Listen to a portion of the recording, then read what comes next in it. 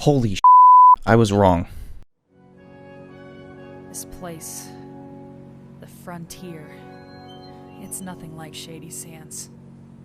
This place is a nightmare world. Evil at every turn. If you don't know how to kill things, you don't have many choices.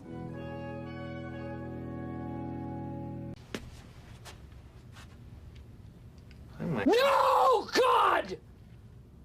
No, God, please, no! No!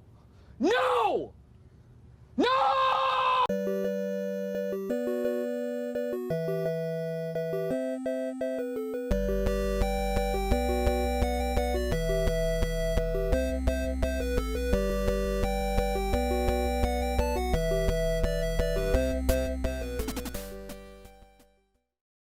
Look, now it's safe to say that Fallout is a beloved franchise. Some will argue it's one of the bigger IPs out there to make content for. Hell, to this day, Fallout 2 still gives me fond memories alongside New Vegas. Even 3 and 4 had its moments. From story, the world, the environments, creatures design, and characters. Oh, those sweet, sweet, well-written characters. And companions too. I loved every aspect of it from the moment I got started in New Vegas, and have been hooked ever since. Then I peeked into the modding scene. The glory that is the talented modders and their creations, all for free. It was wondrous, exciting, the potential for constant content that I could have in my own game to keep it fresh. It's all there. However, the Frontier is probably the best example of, if you could do it, doesn't mean you should. Look, I was wrong. What can I say? I'll leave my first impressions video up, not as bait. There will be a big old slappy disclaimer in front of it to have people go here for a full review after completing Frontier. But I'll leave it up as a testament to show exactly how many, like me, have fallen into the lure of Fallout Frontier. Now in the past few days, recent stories started to pop up, all surrounding Frontier. It wasn't the bugs or fixes, oh no. It was something much worse, and it was completely blind to. A big story hit regarding certain pedophilic interests by a developer. And that was only the beginning. Oh no, I thought. Couldn't be. And boy, how deep this rabbit hole goes. Now you might be asking, how does this have anything to do with the actual game?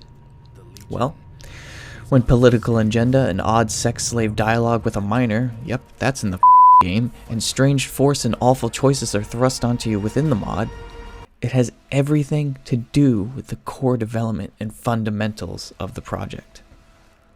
Let's start from the beginning. The glitz and glam. All the dirty laundry aside, the Frontier is a technical marvel.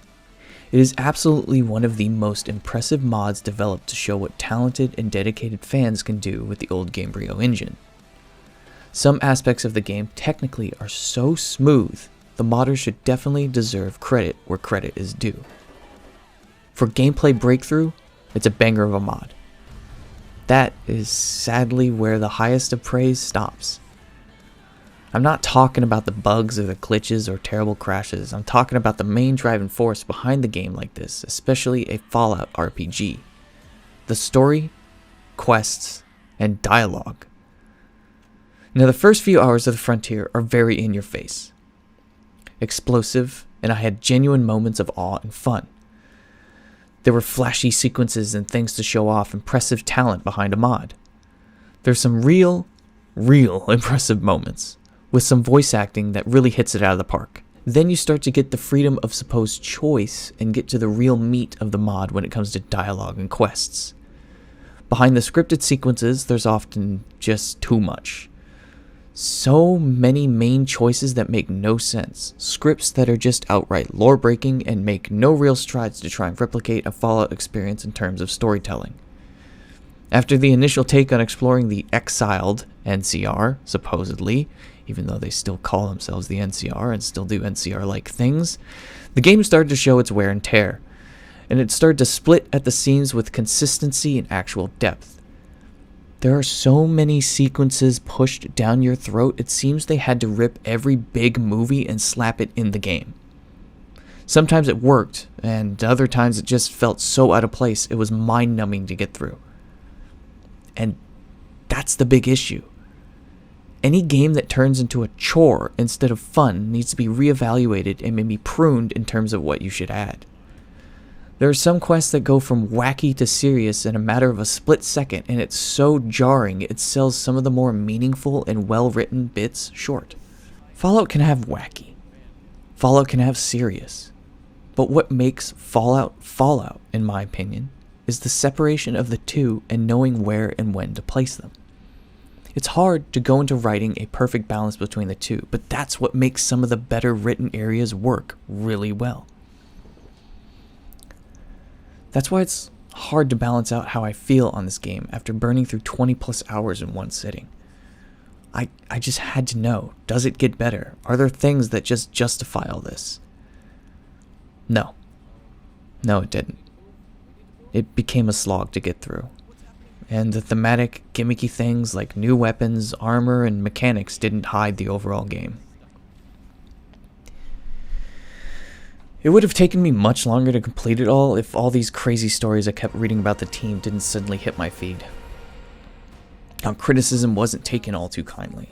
How they wanted to tell a story about 3 factions and didn't want you to join the Enclave because you're a fascist Trump supporter somehow. But joining a treacherous zealous, literally setting himself on fire, actually owning slaves faction is totally cool in your moral high ground of visionary art development. Okay. Oh, and let's not forget the forced insert of lizard sex and slaving a minor for your own nefarious means. Yeah, that's a thing. It's so blatantly self-inserted of a fan waifu, I guess, that they had to throw in a happy 18th birthday note on her person in order for it to be justified that this isn't a minor.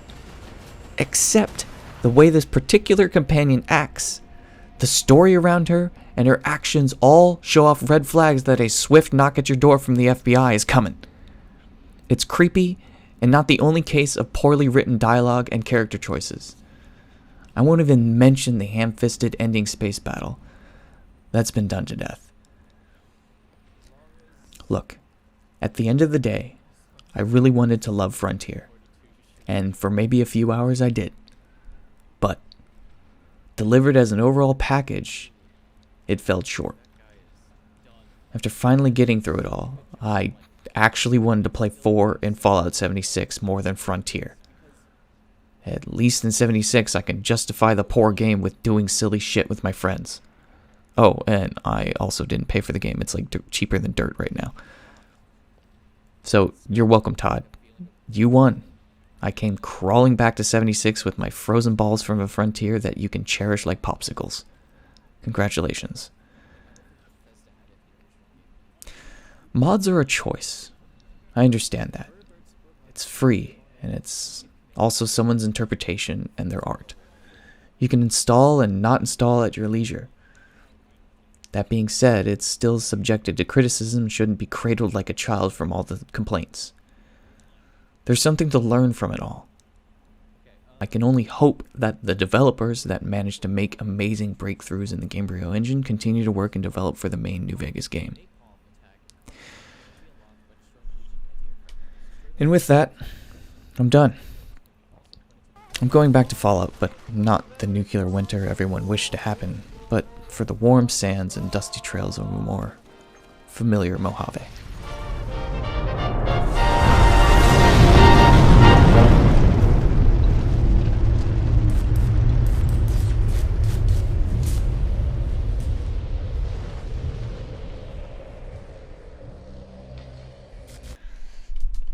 Hey guys, this is your KimchiKommander here, and this is sort of a closing statement and afterthought after finishing writing my review and recording it and everything.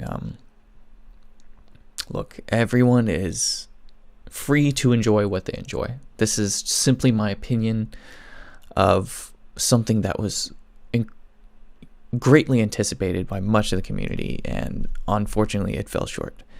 And then all the allegations and crazy things surrounding the dev team, I can't justify playing it anymore and wanting to sort of do videos on it. I was going to do many more playthroughs and upload many more playthroughs, but I don't feel that it is enjoyable. You can start to see it on my live stream that I forcing enjoyment out of small mini moments than rather the whole game. And that's not something that should happen for any video game. It should be, you should really play it for what it is and enjoy it for what it is. So, that being said, this is hopefully my last video on Frontier, and it's sad to say, it's sad to see it go. Sad to see what happened to it. But on the horizon for more Fallout, there's a lot more Fallout content coming on the way. A lot more modded content, a lot more modded content coming out, and videos and things like that. And I still play Fallout on my Twitch channel, twitch.tv/KimchiKommander. Go check it out. But yeah, so if you want to see more of that, go ahead, stay tuned, hit subscribe, hit the bell icon to know when I go live, to know when I have notifications for a video that I upload. Go follow all my socials. Yeah, what can I say? It's a sad disappointment, sad state of affairs, and hopefully everyone finds enjoyment out of this where they can. And if you're really willing to experience this, then don't ask me for the files. If they take it down, I'm going to be respectful of them. They can upload it whenever they want. I'm sure you can find the files online. It's super simple. Just Google it. Someone out there has them. I guarantee it. So yeah, that's it. That's all I wanted to do. But yeah, if you enjoyed the review, go ahead and hit a thumbs up. Comment down below on what you thought. Really let me know for people that have played it or people that have actually enjoyed it and what they think about the whole controversy behind the thing. Leave a comment down below. Let's have some conversation and dialogue about this. And if you want to talk more about it, go ahead and hit up my Twitch channel. I love engaging with all the people that I've met around the Frontier and all these new people and new viewers. It's really, really exciting. So, yeah. Hope you all have fun out there. Good luck. And this has been your KimchiKommander. And I'll see you later.